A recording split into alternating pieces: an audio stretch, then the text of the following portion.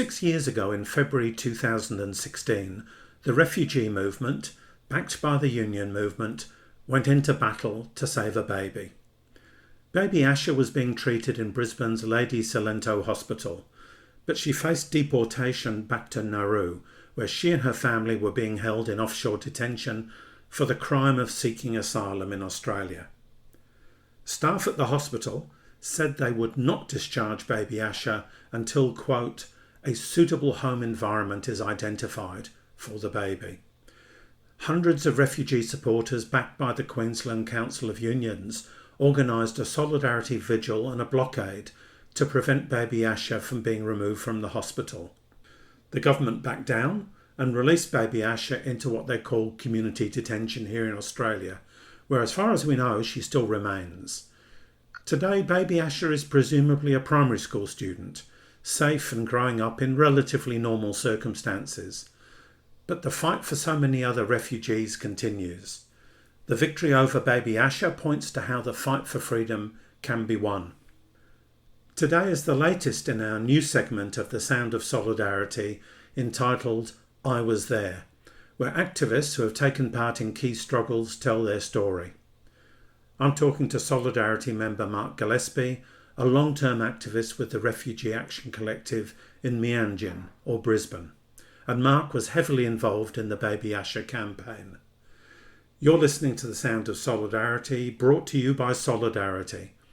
We're a revolutionary socialist group in Australia, and if you'd like to find out more about us, our website is solidarity.net.au. I'm David Glanz, and I'm recording this episode on unceded Wurundjeri land in Naarm, or Melbourne. So welcome, Mark. Hi, Dave, and I'd like to acknowledge that I'm on the land of the Jagera people in Brisbane, Meanjin. All right, well, let's start at the beginning. Why was Baby Asha brought from Nauru to Lady Cilento? What was happening with offshore detention in 2016? In 2016, the coalition government, which was then led by Malcolm Turnbull, were crowing about how their hard-line anti-refugee policy had stopped the boats, and that they had secured the borders where Labor had failed. In an attempt to prevent boats from coming, the previous Labor government had got increasingly hard on refugees. It reopened the Nauru and the Manus Island detention centres.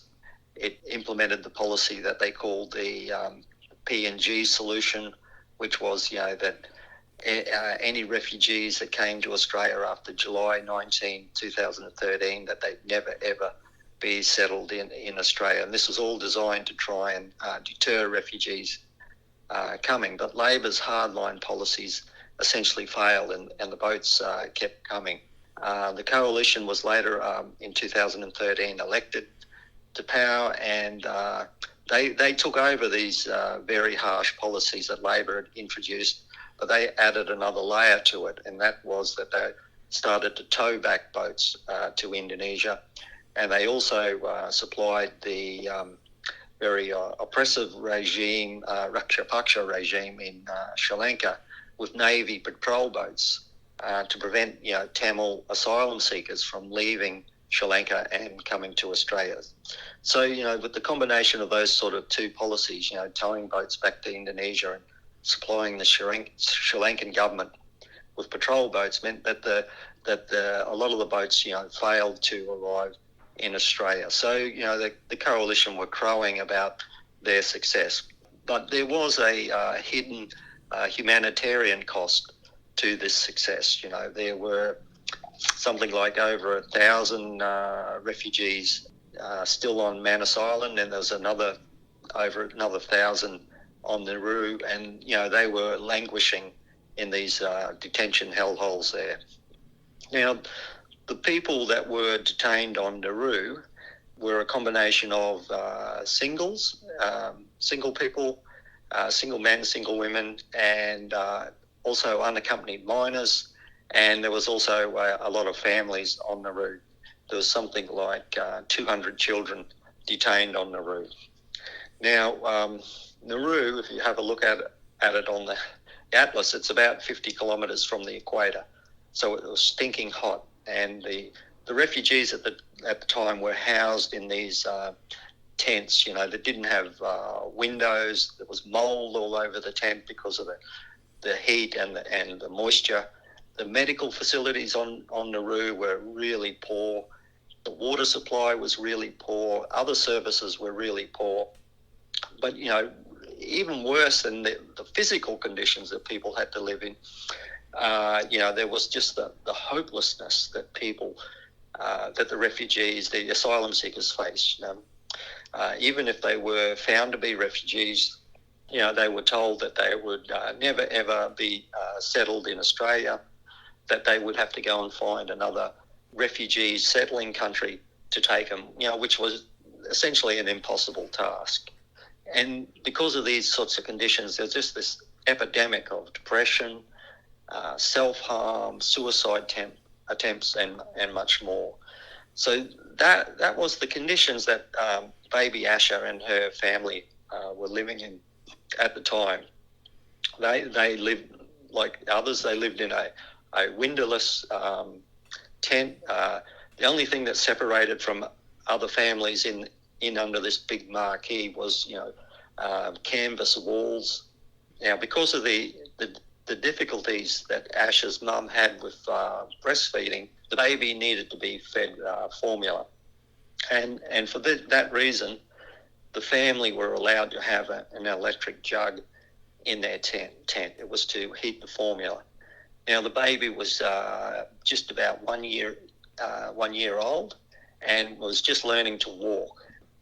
Now, her father told me that it actually broke his heart to see the baby, trying to pull itself up by grabbing the side of the tent, which was loose.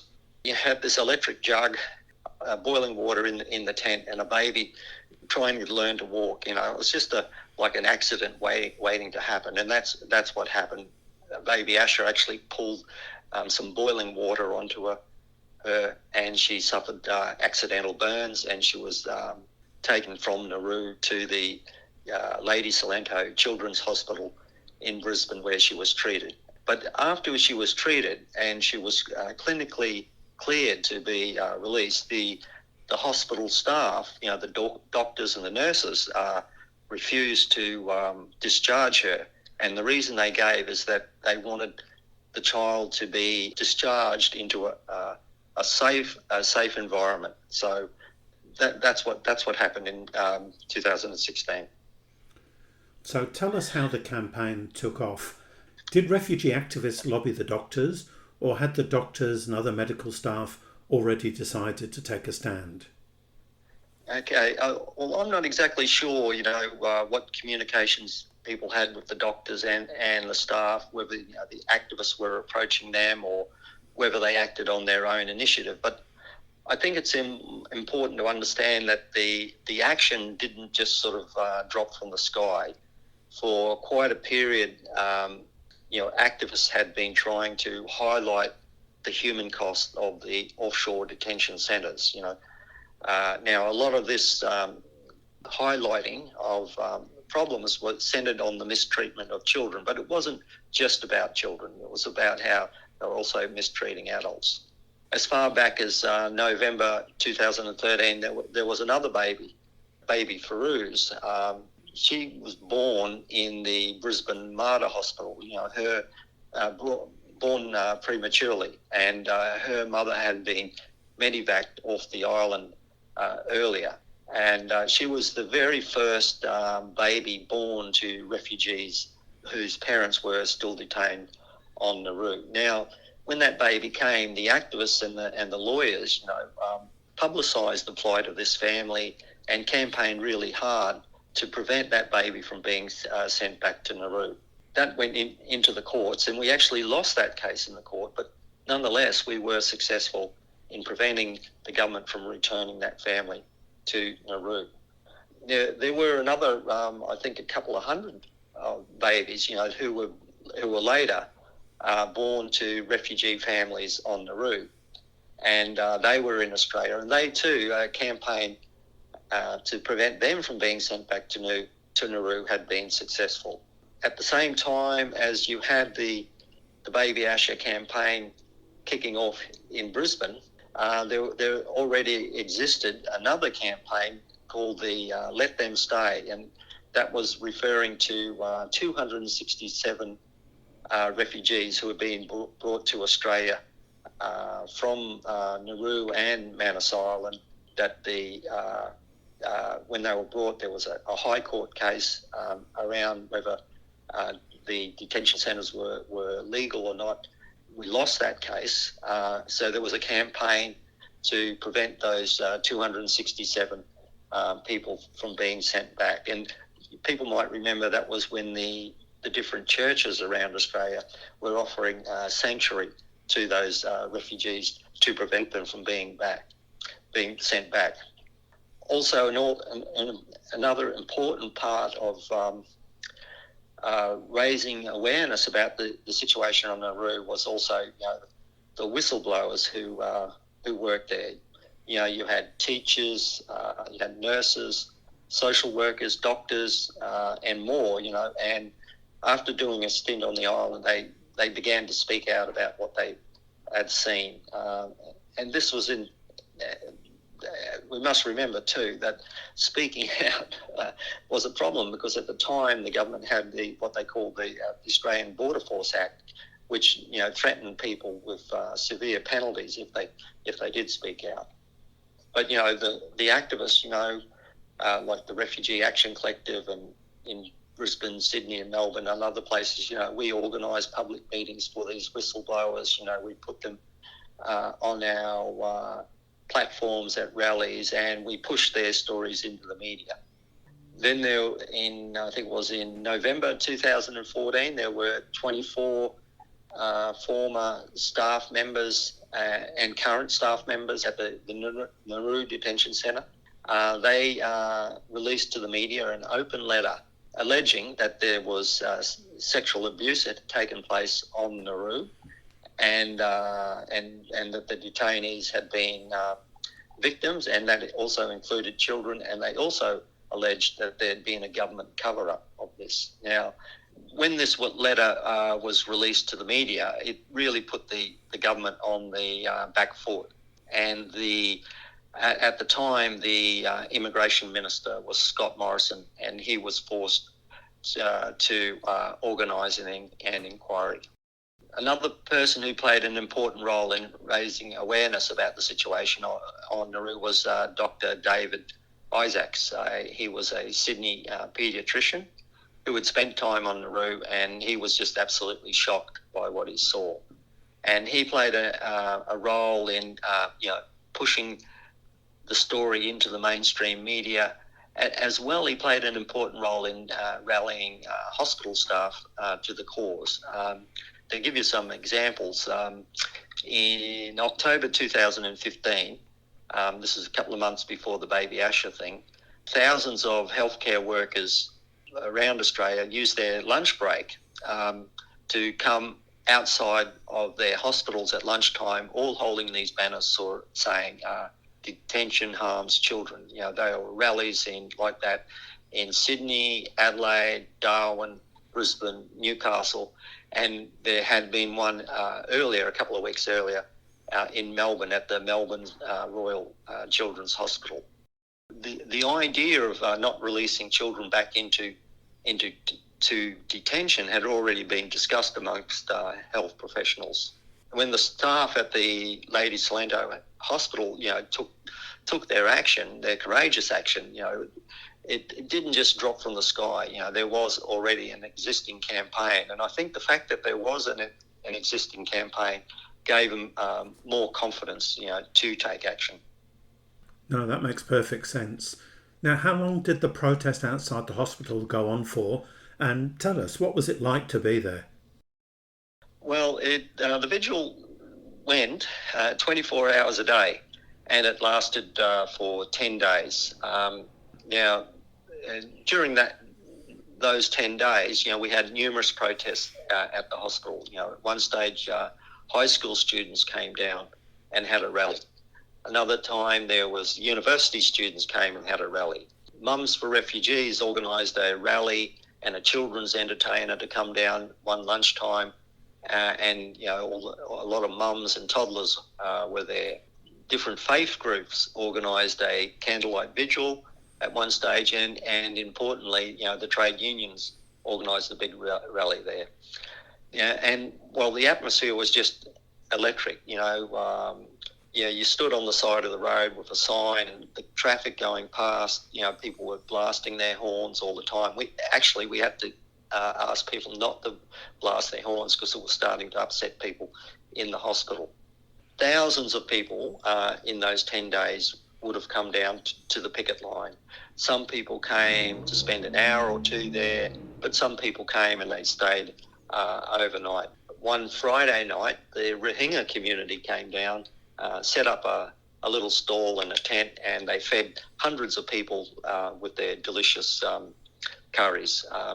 If you went down there was a table set up, and there was never any shortage of cakes and drinks and food on the tables that different people, different supporters had brought down there. There were young people, old people, queers, artists, unionists, socialists, Greens, Labor Party members were there. Everybody was there, and they were all united around a clear focus, that this baby was not going to go back to Nauru. On the second Saturday night of the vigil, there was a rumour circulated that the government was going to try and move the baby out of the hospital, and so people got on their phones, on Facebook and different things, and there was an emergency mobilisation, and people came down and they intensified the blockade of the hospital. People came down on very short notice, but any vehicle trying to leave the hospital, they stopped and they searched it. There was one funny story where a union official actually stepped out in front of a police car and politely asked them if it was okay if they searched the car, and people came forward and they checked in the back to make sure that the baby wasn't in the back of the police car. Now, as it turned out, that rumour that the baby was going to be moved on that Saturday night was probably a false alarm. But, it just really demonstrated that the determination that people had, to make sure that baby was not sent back. Fantastic story. Now, you mentioned the involvement of the union movement.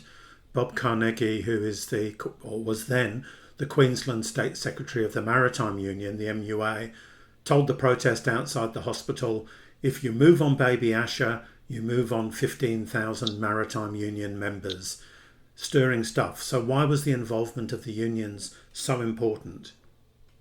They were crucial. Now, Ros McLennan, who was then the General Secretary of the Queensland Council of Unions, visited the vigil on the very first night. And then after some discussion amongst unionists on the QCU, the unions decided to throw themselves fully into the campaign. They saw it as solidarity action with a group of workers who were taking action around an important issue. Now, just the fact, I think, that the unions could wholeheartedly throw themselves into a campaign about refugees' rights shows just how broad the movement was starting to become. Unions too, I think, we have to understand, are strategically important. When the union movement says something is unjust, there's a lot of ordinary working class people will listen to what they've got to say. And also the union movement, they can back up their words with economic clout if push comes to shove. Now, the union networks around the Baby Asha campaign, were mobilised, and they played a very important role in being the backbone of the vigils that lasted, 24 hours a day, for 10 days.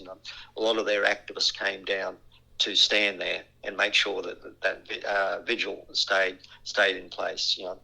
Now, at the end of the first week, the unions organised a big rally outside the hospital, and all the different union banners were represented there, and representatives from all the unions pledged, that they were there for the long fight. It was also at that rally where Bob Carnegie, from the Maritime Union of Australia that you mentioned earlier, was at that rally where he said that effectively, that the MUA would close the Australian waterfront if Baby Asha was touched, and that just made us feel, so powerful. It was a wonderful morale booster, and just really kept everybody prepared to fight until the end. You mentioned in the period before the Baby Asha campaign there'd been the Let Them Stay campaign, and then in the period after there was the launch of the Kids Off Nauru campaign. So how do you see those events feeding one into the other? These protests outside the Lady Cilento Hospital were just all over the national news and sometimes even in the international news. And that really raised awareness about the abuse that was happening on Nauru. Before the campaign, a lot of ordinary people probably wouldn't have even heard of Nauru, let alone known what was happening there. Now, during this whole period that we were there protesting, we always emphasised, that this campaign was not just for Baby Asha, but it was for all the kids on the Nauru, and it was also for all the adults on Manus and Nauru. The slogan that the left wing of the campaign always pushed forward, and the arguments we always pushed was kids off, all off.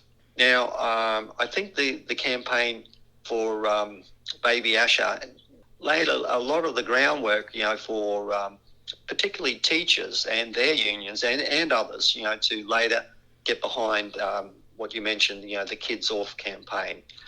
It was not long after that teachers began taking actions with selfies in their staff room saying detention harms children.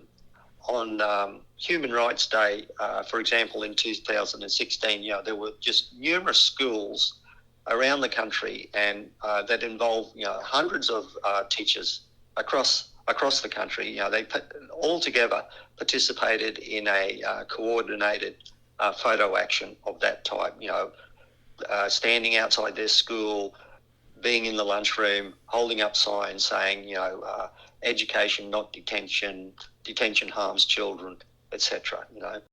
This movement amongst the teachers even built further, and to the point where in, I think it was November 2018, that the teachers in Victoria and in Queensland actually walked off the job to attend Kids Off rallies. That there'd been industrial action to support the campaign. So the momentum was growing. It was then too, just can't remember exactly when it was, but World Vision initiated an online petition, and I think there was 130,000 people signed it, which was calling for the Kids Off. There were large rallies in the capital cities which were calling for Kids Off, all off. There were something like 6,000 doctors signed an open letter that was demanding that the kids be brought off Nauru. Even 3 Liberal Party backbenchers at one stage were threatening to cross the floor and vote with the opposition unless the kids were removed. So all this pressure was building, and really it forced Scott Morrison in February 2019 to actually get all the kids off Nauru. I think what the Lady Cilento campaign did was it gave more people the confidence to act. The Baby Asha campaign, as you say, and then the Kids Off, All Off campaign showed we can win even under this horrible racist coalition government. And it's a reminder that policy can ultimately be decided on the streets, not in Parliament or in the courts. So what was it like to win, and how can we do it again? Well, it was a fantastic morale booster, and yes, it does show that your actions can make a difference, and I would say most definitely we can do it again. If you look at it, the refugee rights movement has not had very much success in getting things changed through Parliament or even through the courts, But we have had wins on the ground. All the children and their families that, once lived on Nauru are now living in the community in Australia. There's lots of adults too, who were once detained on Nauru and Manus Island, also now living here in Australia in the community. In 2014, Scott Morrison, at the time the immigration minister, he told the Australian Parliament that Reza Barati was killed outside the Manus Island detention centre, as if Reza was trying to escape. Now, Morrison had to walk back from that lie. And that was the reason why he walked back, is because the refugee rights activists had produced so much indisputable evidence that he was actually killed inside the detention and was a victim of a vicious attack on the detention centre. He wasn't trying to escape at all. Campaigning, calling protests, organising public meetings, putting out press releases. These things make a difference. It can change the narrative. Dutton decided not to send Baby Asha back to Nauru because, there was going to be a huge political cost. It was one level of cruelty, that the Australian people had decided that they wouldn't wear. So Dutton backed down. If you look at the reason why Morrison got all the children off Nauru, it was for the same reason. There was a political cost in keeping them there. And I think we can win again if we understand the importance of exposing the inhumanity of their policies. We can win the argument with the public, and we can challenge their dominant narrative about refugees. Okay, as we speak, the election is probably 3 months away, and many refugee activists feel somewhat divided. We all want to see the back of the coalition, and we know Labor has said it will make some important changes, like freeing the Medevac refugees into the community. But we also know Labor won't be dismantling the whole apparatus of mandatory detention. So how important is the election to you? Labor is also promising to scrap temporary protection visas. Now, this will make an enormous difference for thousands of refugees who are suffering in our community, who, for example, they can't do family reunion. They're separated from their families because on a temporary protection visa, you can't do family reunion. There's also the other problem that these refugees have is their kids might graduate and be ready to go to study at university level, but they can't study at university level unless they pay exorbitant international fees. Also, what happens when you're on a temporary protection visa, or what they call a SHEV visa, a safe haven enterprise visa, is that every 3 or 5 years you have to relive the trauma of your case because you have to again reapply for your visa. Labor too is promising to accept New Zealand's offer, to take something like 150 refugees a year from Nauru and PNG. Now, these things are there is a real difference here, and it's important, I think, that for that reason that we kick out Morrison and his lot and get Labor in. As far as I'm concerned, if people want to express their dissatisfaction with Labor by voting for the Greens, that's fine. But I think it's very important to understand that the preference has to flow to Labor. But at the same time as focusing on the elections, I think we also need to be clearly focused on, what our demands. We want all the refugees freed. We want to close the offshore detention centres. We want to end mandatory detention.